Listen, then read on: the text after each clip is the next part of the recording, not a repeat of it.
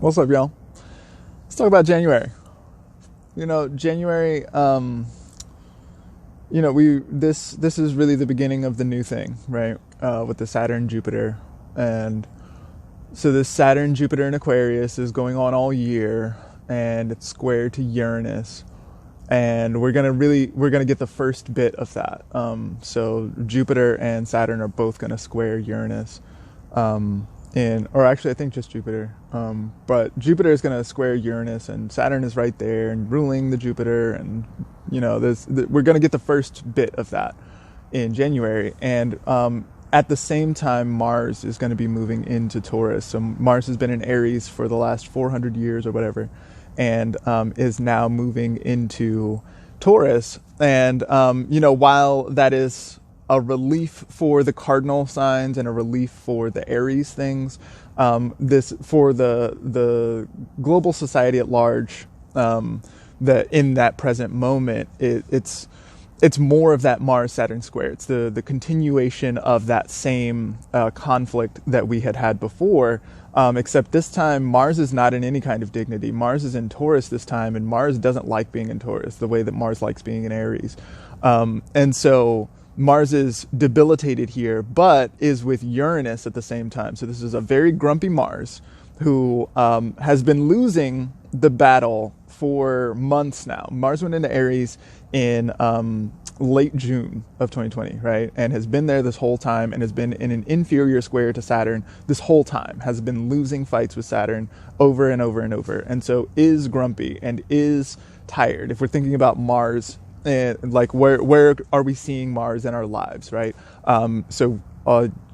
Dudes is an easy place to start, or warriors of any kind, or anyone who is in opposition to an authority figure who is rambunctious and rowdy relative to somebody who is higher up in the hierarchy. That's been Mars, right? So anyone who's been sort of like trying to disrupt what's going on, or anyone who has been, trying to throw a wrench in the gears, or any of this kind of thing, right? This is Mars.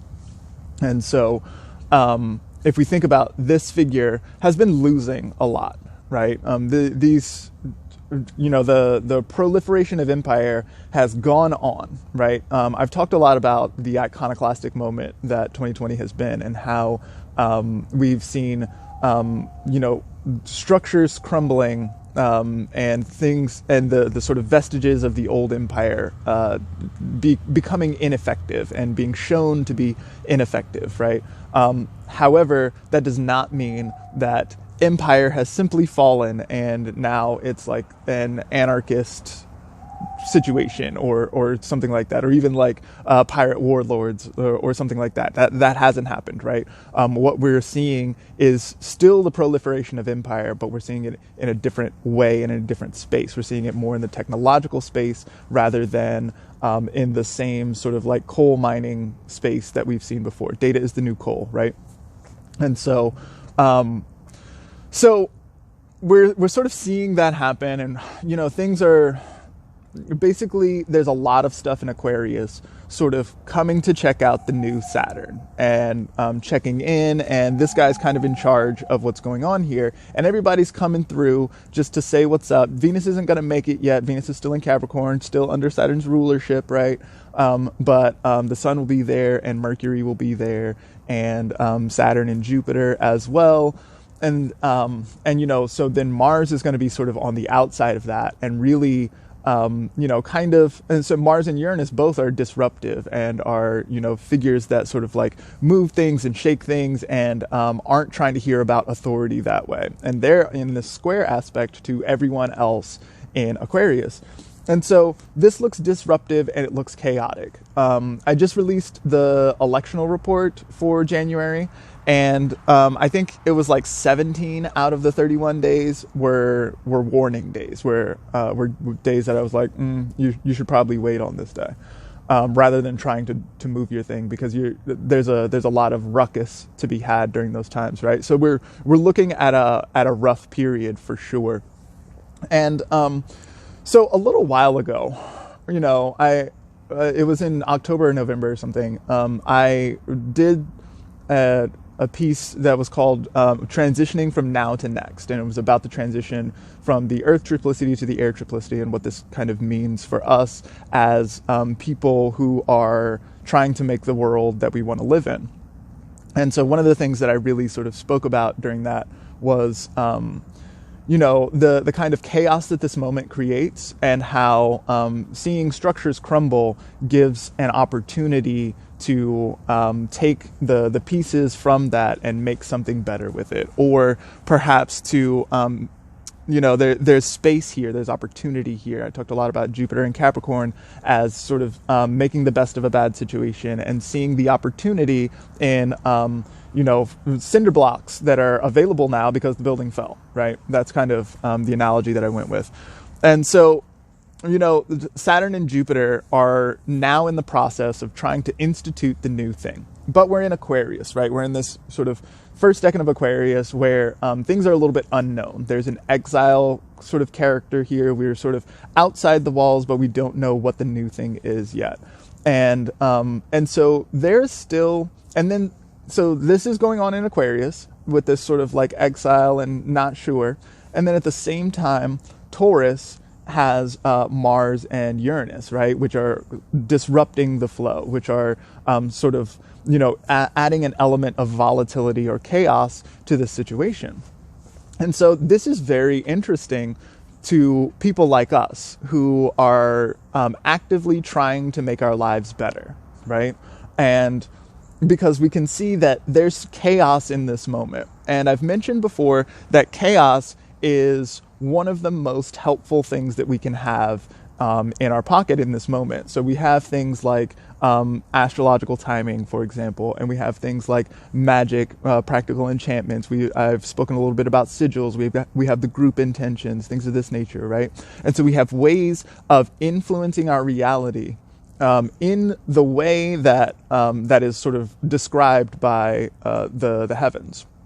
We have ways of influencing our reality and generating the new thing. The new thing hasn't been made yet. There's going to be 200 years of this process of living in the air triplicity and living in a reality of sort of relational dynamics and air communication, intelligence dynamics, right? All these kinds of things. We're going to have that for 200 years. And it's been happening at this point for like 9 days or something. And so there's all this time to generate something that's going to have all of the inertia that air can have, right? That's going to happen. And so in 200 years, they're going to have to make another switch, and all of the things that we create now are going to be normal for them, right?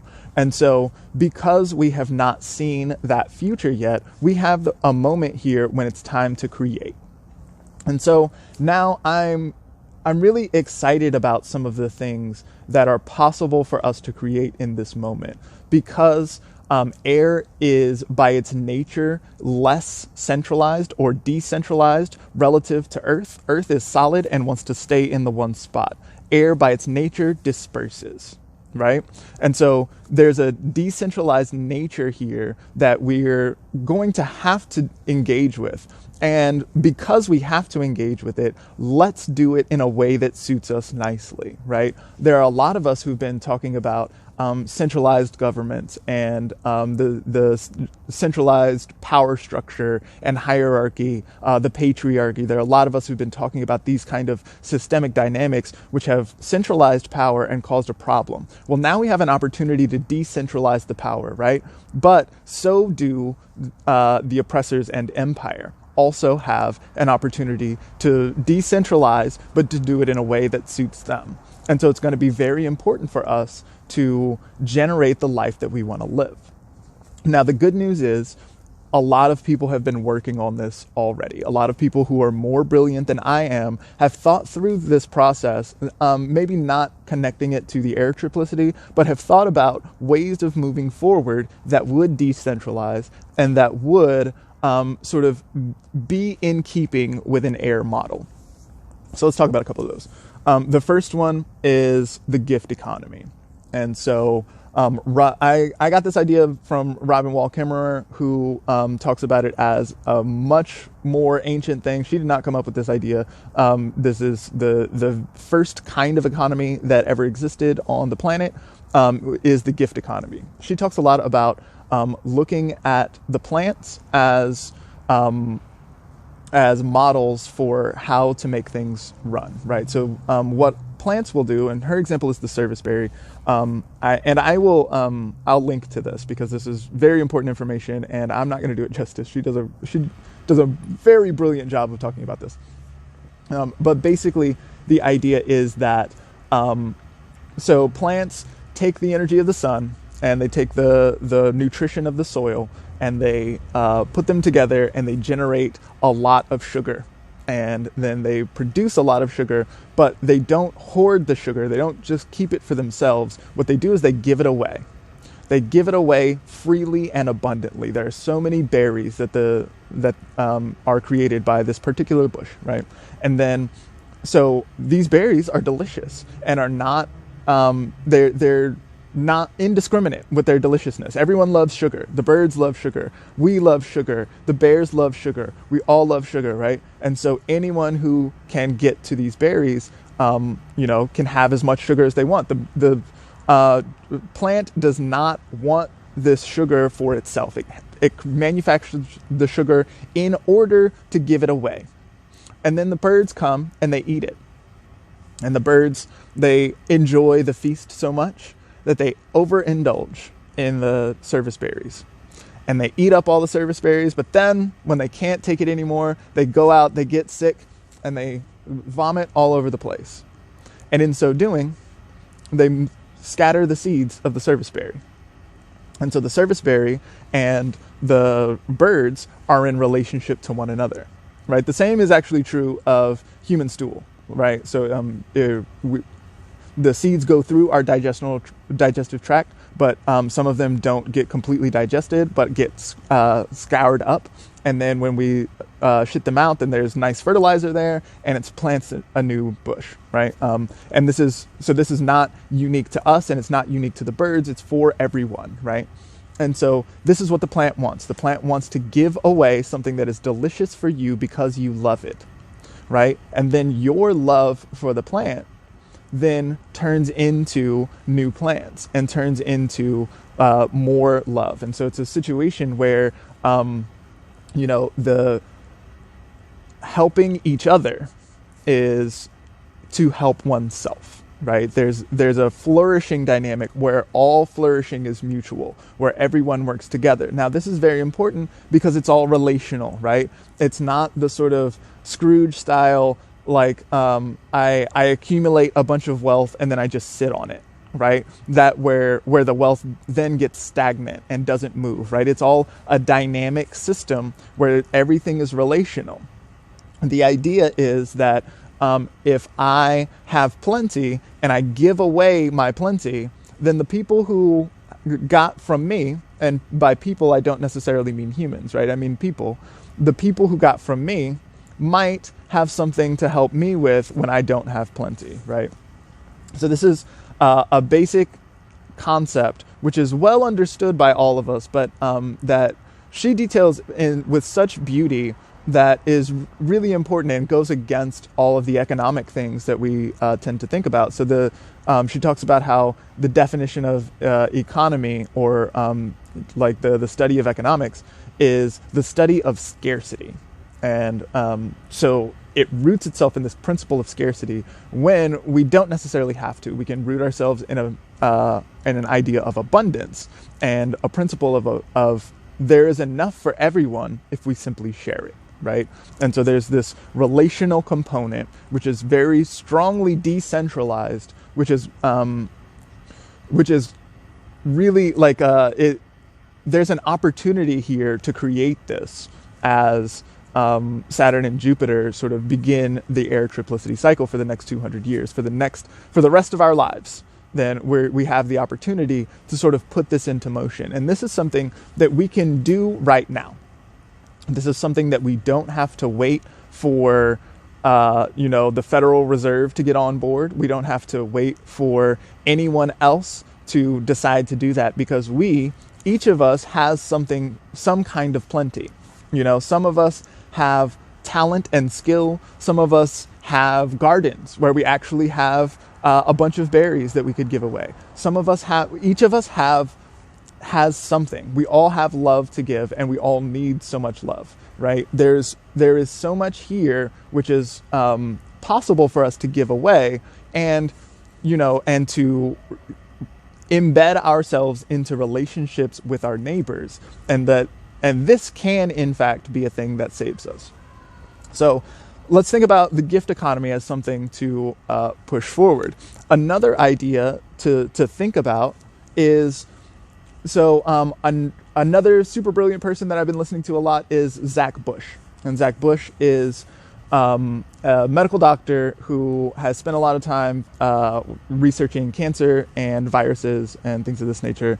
And he talks a lot about how viruses are a signaling component of all of the microbiome in the world. And so the microbiome, this is the sort of good bacteria which live in your gut and your brain and stuff like that, right? Well, so it kind of broadens further, and it's not just good bacteria, because all the bacteria are kind of good. There's so many bacteria and viruses which are present all the time, and it's really, if we're looking at health, then we want to primarily use a terrain model rather than a germ model, according to the way that Zach Bush talks about it. But anyway, the most important piece here is that the microbiome is not simply inside your body, but is in all of our bodies, and is in the earth itself. It's in the soil, it's in the plants, it's in the animals, it's in the air, it's everywhere. There are these viruses and bacteria and protozoa and the very mitochondria that power your whole system is made up of bacteria and viruses and protozoa and the microbiome, right? And the idea is that it's all in communication with each other. And so my microbiome is not necessarily separate from yours, is not necessarily separate from the garden that I'm sitting in, right? We're all sort of in this together. And not only are we all in this together, but there's a very sophisticated communication network which goes between all these things. We've seen this in things like mycelial networks, which are in the root system underneath the ground, right? So the largest organism in the world is a mushroom in the Pacific Northwest, right? And it's just it's basically land, right? And the land itself is this one organism which is alive, right? And so if we think here for a moment about the concept of mind, right? What is it to have mind? And what does it mean for consciousness to exist and to know things and all this sort of stuff, right? This is all air stuff. Air really wants to talk about communication. It wants to talk about the idea of intelligence, the idea of mind, right? And so what would it mean if the earth, the soil, the dirt itself had mind? How would that affect the way that we treat it? How would that affect the way that we treat viruses and bacteria? How would that affect the way that we treat ourselves? What would this mean if the world is in fact saturated with mind? Well, for one thing, it would mean that magic works, right? And this is something that we can see through the operation of astrology, and if you've tried any of the sigil stuff that I've talked about, or there's plenty of the group intentions that we do, all this sort of stuff is sort of engaging with this idea of mind being something that pervades in all the world around us. And so, the idea of improving communication networks between ourselves and the land itself is a really big deal as far as Zach Bush is concerned. And I think that it's a really important and interesting idea when we talk about health, when we talk about individual health and we talk about human health, then we also need to talk about the health of the land. And because these things are in constant contact with each other and also in constant communication with each other, it's important to remember that from an outside perspective, from outer space, we are the earth, the same way that the tree in your yard is the earth, the same way that the herd of buffalo is the earth. You as well are the earth, right? And so if you have mind, then the earth has mind. And if the earth has mind, then what does this mean? And so there's a lot of really important stuff that's going on here. And so coming back to the astrology of January, what we can see is the beginnings of a new paradigm of reality. And we can see, and that's happening in Aquarius, which is this area which is strongly associated with mind, but is also strongly associated with law and order. This is a Saturn-ruled sign, and Saturn is currently present. And so we're going to be seeing a lot of sort of vestiges of empire and, the kind of Aquarius is often associated with technology. And so, the internet is going to have a renaissance at this time. And by renaissance, I mean a Saturn return. And so it's going to have this whole sort of like, it's going to come around and we're going to see this new age of the internet show up and the age of information and all this sort of stuff. But in the Saturn-ruled area, then we're going to be seeing a lot of this kind of, empirical or imperial rather control of the of communication networks and technologies and things like that, right? So we can see that going on. And we can also see the Earth component. We can see Mars and Uranus in Taurus, the earthy bit that still has something to say, that is going to maybe try to disrupt that flow a little bit. Now, currently in this moment, the Earth bit and this innovative ideas in Taurus and the chaotic component, this is well outnumbered in January. And I think that this fits well with what we see currently. If we see the sort of like imperial paradigm versus the microbiomic paradigm, then, we see which one is winning, right?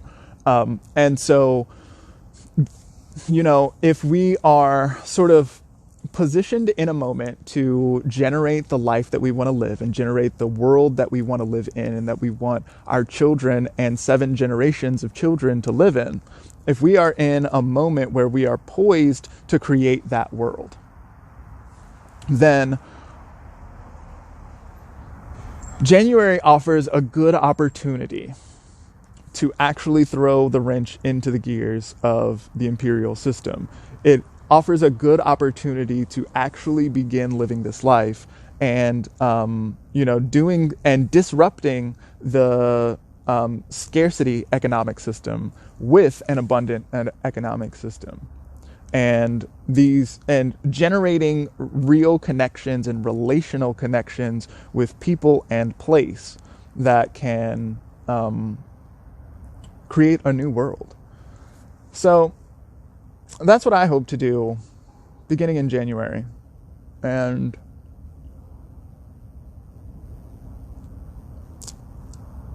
that's what I have to say.